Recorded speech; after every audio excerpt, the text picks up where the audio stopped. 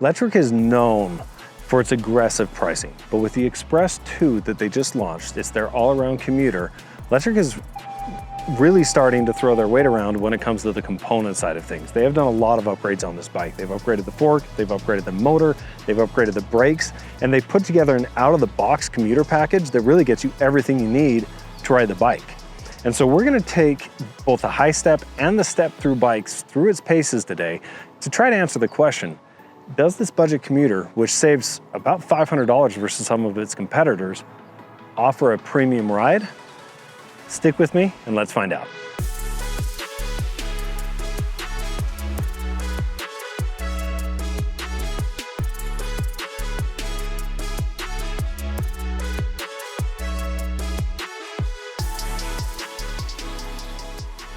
The Lectric XPress2 is Lectric's classic commuter. So it's a class 2/class 3. You can even set this up to a California class 2 and 3. And it's UL certified 2271, 2849 at $1399. So that's $100 more than the previous 750 watt version of the Express that they had. Lectric's one of their first times, if I'm remembering correctly, that they did raise the price, most likely due to the tariff scenario kind of that we're going through right now, but also, you know, this is a very well-spec commuter, right? Like it's, you know, there's two different options. There's a high step, there's a step through version. The high step has two different colors, a green and a gray. The step through has a blue and a white. So a lot of different color variations.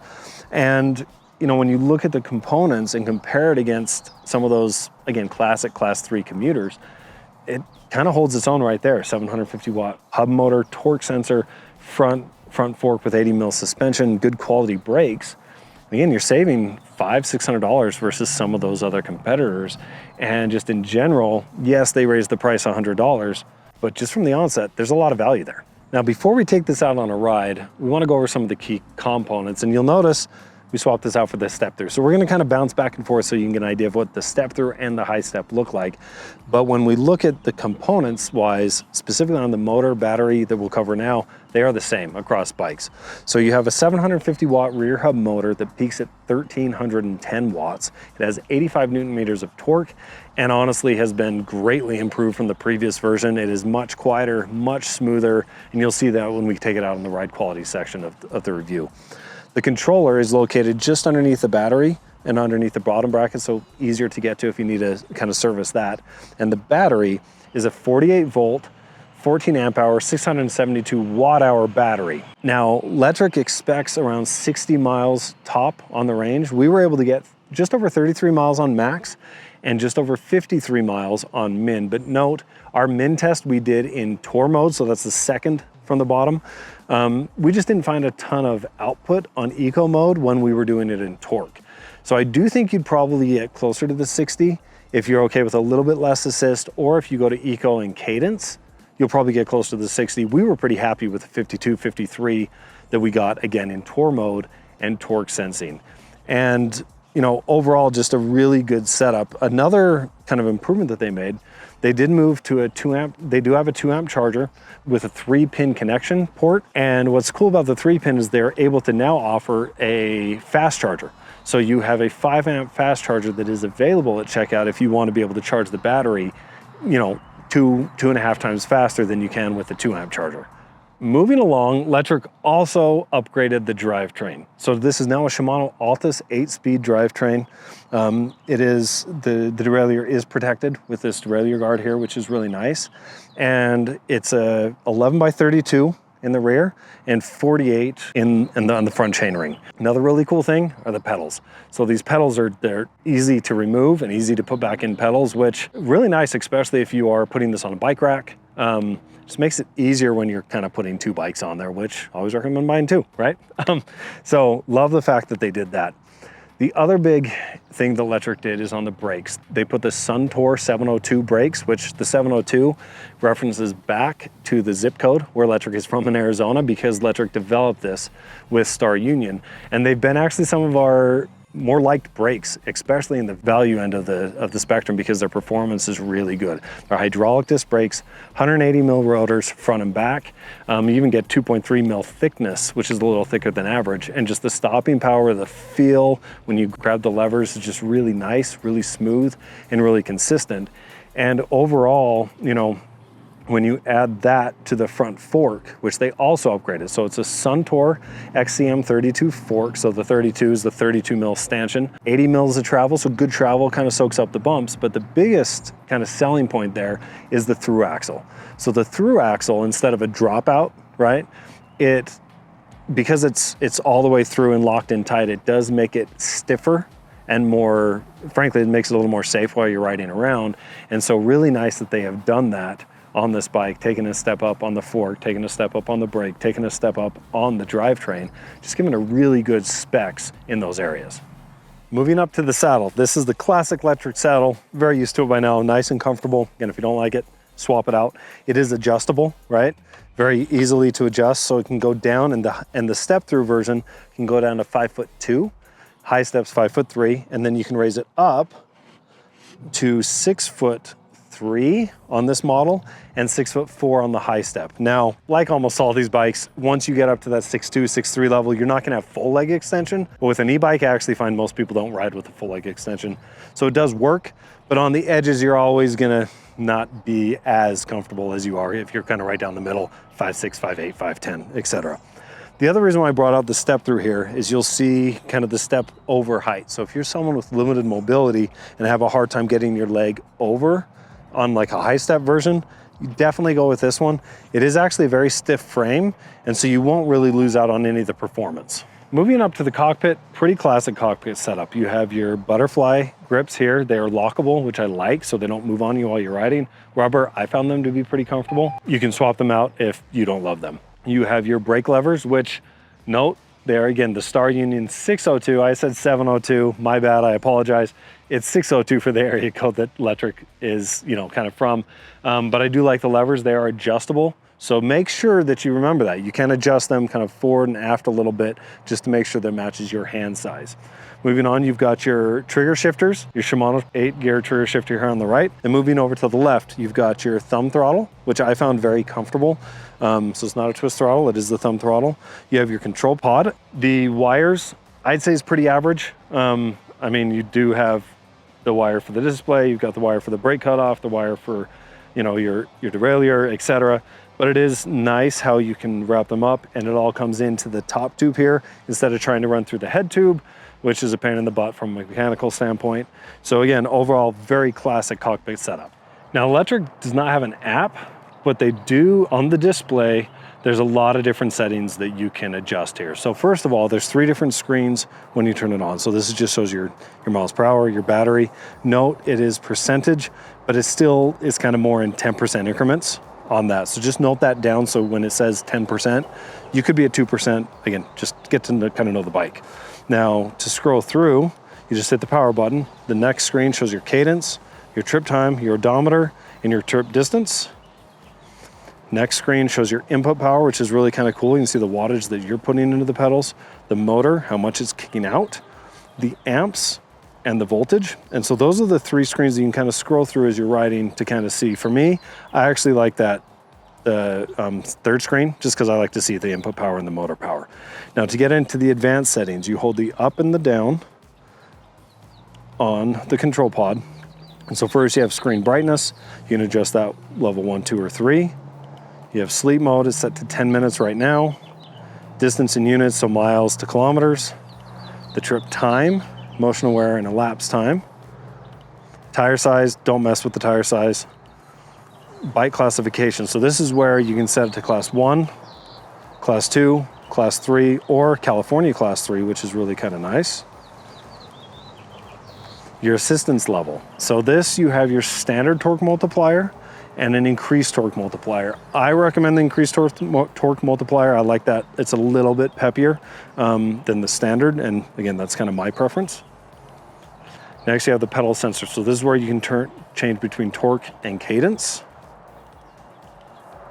Then throttle, PS toggle. So what this is your assist level on the throttle is inactive. So you can basically turn off the throttle. This is the PS inactive and the throttle is active. And this is where the assist is active and the throttle is active.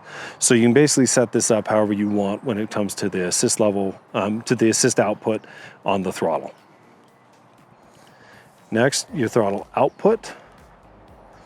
This first one, the throttle output limited based on PAS level. So if you're in level 1, it's going to be slower than level 2, level 3, etc.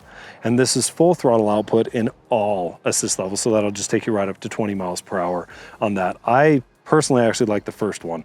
Again, most people I'd say like the second. Next, throttle 0 start. So you can actually set this where the throttle is active from the standstill. So if you're stopped, you can hit the throttle, it'll go. Or you can set it up if that makes you a little nervous, right? If you're new to e-biking, then I'd suggest to start with this, where it's only active once you start moving. So that prevents the bike kind of jerking out from under you when you're not ready. You have a walk mode that is, you can set it off 3 miles or 3.7. I like the 3 miles an hour. Light operation. So this is, you have 2 different settings here. Lights are off until manually turned on. Lights flash when the bike is on. When manually turned on, flashing stops. I prefer the first one because I ride around in the day a lot. Next is the odometer reset, which hold it down 5 seconds, resets the odometer. And that is all the different things you can change in, again, in the advanced setting. Like how they've moved it to a much easier advanced setting. And I like how they've kept this to where it is street legal at all times. All right, now it's time for the funnest part of the review, the ride quality. So I'm gonna take this out and try to give you an idea of what it's like to ride the Express 2.0. And with that, again, there's 2 different models. So you have the step through and the high step, and they are set up differently, again, on the geometry. I'm gonna start here on the step through, so more Dutch style cruiser, but we are gonna start out with the speed test. So I've got it in turbo, set to class 2, and we're gonna start with throttle test. So here we go. Let's see how long it takes to get to 20 miles per hour.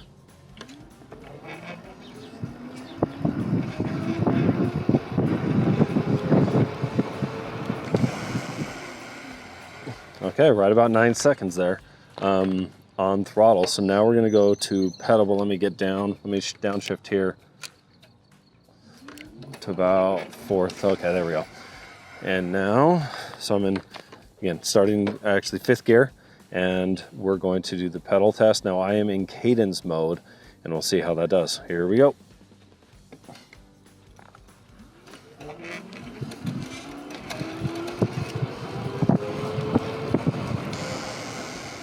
Okay, so pretty fast, about 5.5, 6 seconds there in cadence mode. I'm gonna switch this to torque setting really quick and see if there's any difference there.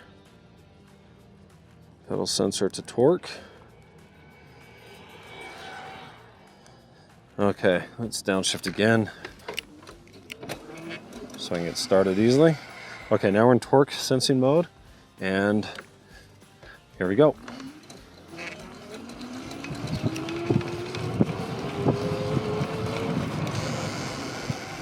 So kind of right about the same, 5.5, 6 seconds there. I'm gonna stay in torque sensing mode for a second here, and then we'll kind of get back to and give you kind of an idea of the difference between the two. But from a comfort standpoint, geometry, etc., on the step through. Now, again, kind of a Dutch style cruiser. Really appreciate the adjustable stem, and where I'm able to really kind of get that angle exactly where I want on my hands and my wrists. I have had some wrist issues in the past, and sometimes if it's not set up properly, my wrist can actually end up kind of hurting a bit. So I really like how I'm able to adjust the angle, the height, etc. on these. And it's very easy. Pretty much toolless setup. One Allen key adjust if you need to, but other than that, it's just very easy to adjust and get it set exactly how you want it to be. The saddle, for me, is comfortable. Fairly, I'd say it's just kind of average hardness. So if it does not agree with your butt, go get a different saddle, but you definitely can. Grips, the butterfly grips I do like as well. I also like how they're locking so they don't twist on me as I'm riding. And you know, the positioning of while I'm riding, very upright, very relaxed and casual in the step through model. And I know that historically, you know, step throughs for women, I would encourage all of you to just get that out of your head completely, especially if you're someone with limited mobility and you don't want to swing your leg up super high over. This is a very comfortable ride in this Dutch style step through cruiser. If that is, you know, kind of important to you and you don't want to be in a more aggressive stance. The front fork, you know, I do like, there's a little bit of preload adjustment. It doesn't do much, to be honest. But I like that through axle. It does give it, like, as I'm kind of like moving around, it does feel a little stiffer because of that, which I appreciate. And I do like how there is that, you know, that travel up front that just takes kind of the edge off on the bumps. I know you're not going to go off-road with this thing. You can if you want. You'll definitely feel it a little bit more given the narrower tires and no, you know, rear suspension. You know, if you are someone who wants a little more cushion, you can always get a suspension seat post and kind of make this even more comfortable than it is. As far as kind of the motor goes and how, you know, is it smooth? Is it quiet? What does it feel like to kind of pedal it? I will say I'm impressed more than I thought I would be. The original Express kind of just didn't feel as dialed in, and the motor was definitely a little bit louder. This feels very natural. So, you know, when I crank on it, it does go faster, but there's not a lag. You know, when I stop pedaling, it stops giving me output. And that is something that I personally appreciate. Just makes it so I can control what I'm doing more like a regular bike. And then to engage, it kind of just engages naturally. So I'm in turbo here, and it takes probably,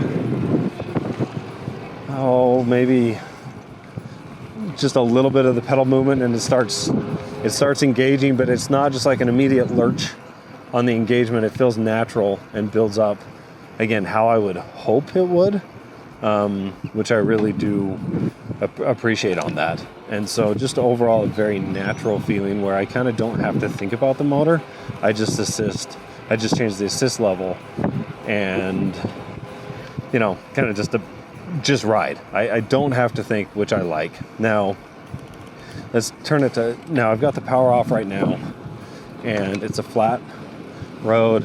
I'm pedaling in 7th gear, and I'm not feeling, I mean, it actually pedals pretty well. I'm going 15 miles per hour without any assistance. Oh, just on your left.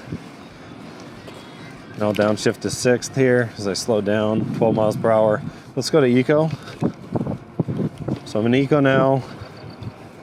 And Eco, to be honest, feels a little bit light. I know when we kind of did the range test, we actually decided to kick it to Tour. So the next setting, in, you know, when we were doing a min test, just because it's definitely light, which I don't think is a bad thing. It's just more something that you need to know. I don't think I would ride it around in Eco too much unless I wanted to get some more exercise in. And then it kind of feels more like a normal bike, which some people really like. For me, I like it a little more powerful. So I'm going about 14 miles an hour, you know, a little bit into the wind now on Eco. As I kick up to Tour, still in 6th gear, going 15, 16. And this feels, you know, 16, 17 miles per hour. Feels really nice. As I go to Sport, kicks it up a little bit more, 17, 18-ish miles per hour. Sport Plus, you know, now I'm getting to that 19, 20, and I want to shift up to 7th gear, to even 8th gear. And then Turbo, I'm already going 20 miles per hour. So let's set this to class 3 to give you an idea of kind of what, you know, difference it does with the gearing and the speeds when I do go down to class 3.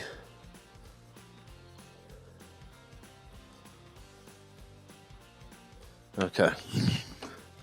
So I'm in class 3 now, 8th gear. Let's do a quick speed test here. Let me shift down. Okay.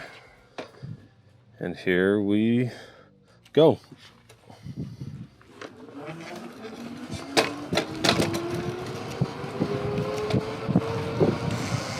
Yeah, so to 20, about 5 seconds, but we really need to go to 28. So let me turn around because there's that hill. I didn't want to kind of mess up the results there. So let's go here.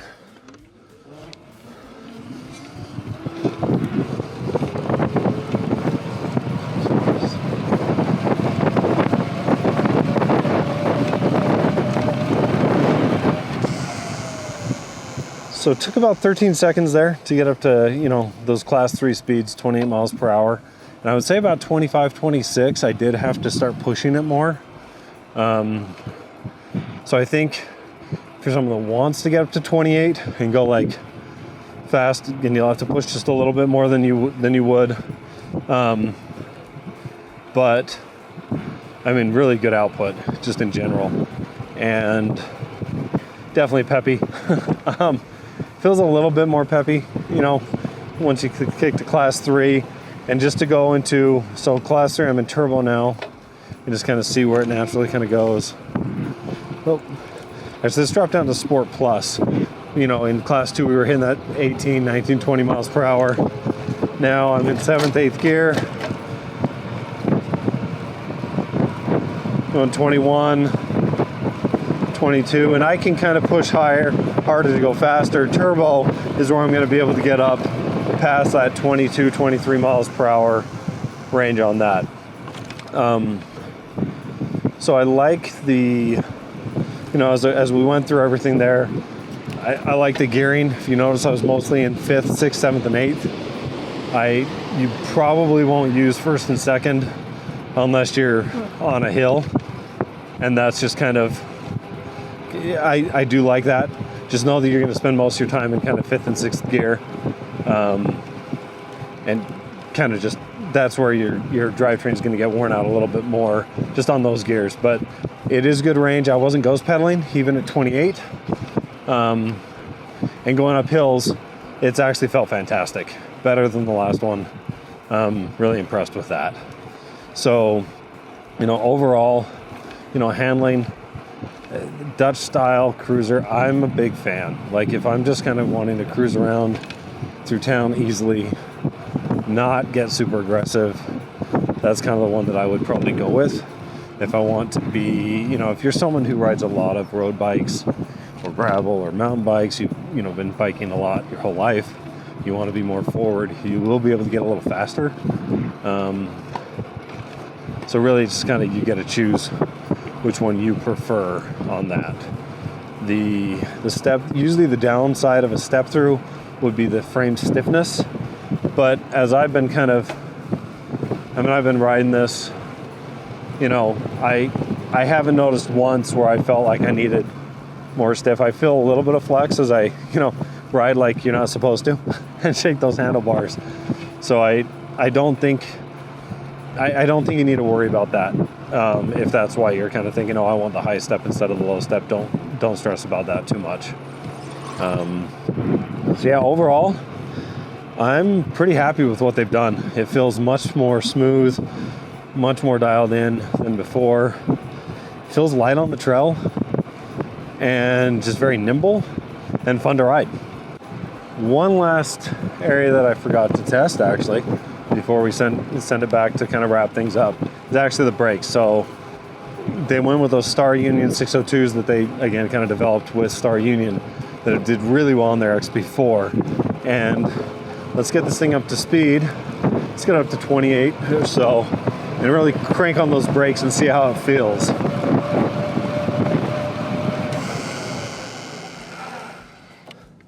So nice and controlled. I will say, when I've been hill testing this, I actually kind of just kept riding the brakes. I'd get up to 28, hit the brakes hard, get up to 28, hit the brakes hard. They didn't overheat, and the performance stayed constant. So I'm pretty confident in these brakes. I've liked what they've done with Star Union, and again, really good stopping power on these. And yeah, so with that, now we'll go back and wrap this up. Okay, I've jumped now onto the high step version, just so I can talk a little bit about the difference in kind of comfortability, geometry, etc. Obviously, the high step, you know, you got to swing your leg a little bit higher. With the handlebars being more flat handlebars, there's a little bit of rise to them. It's definitely a more aggressive, forward-leaning stance. Now, with this kind of bike, what I'm looking for is pretty good balance between the weight distribution on my saddle versus my hands. If the distribution's off and I have way too much kind of pressure on my hands. After about 5-10 miles, my hands will actually start to go a little bit numb, even if it's too bad. You know, you can move back to the saddle, do some things like that, but if just the fundamental like balance is off, it's just off. On this bike, I've been riding this around for about 30 minutes now, and I feel great. Like, it really does feel, it's not super aggressive where I'm not way lean forward, but I'm not upright like the Dutch. It's kind of right in between, and combine that with the butterfly handlebars or butterfly grips. Pretty good distribution of the weight there, and I feel very, very comfortable. And so I think I can recommend either bike style, just depending on what you're wanting to get out of it, and which one feels most comfortable to you. Again, on the high step version, I would say it's a semi-aggressive positioning on that, flat to slight riser bar, and pretty darn comfortable if this is, for this style of a bike. All right, we are here at the Black Hill doing the hill test on the Lectric Express 2.0. I was curious to see how this 750 watt motor with the increased torque does. I'm in turbo class 2, and pedaling, I'm in 7th gear so far, and it's a little busy this morning. This place is pretty active, so we'll see how it goes. I'm going to downshift to 6th gear here. Morning. Yeah, it's such a long, steep hill. Tons of people come out here to walk it. So far, feeling pretty decent. I'm at 15.1 miles per hour here. That's kind of a pretty steep section right there. Noise level, I do hear the motor, but it's better than I expected. Last Express was a little bit loud motor-wise, and this one feels really good. Definitely feels like it's improved.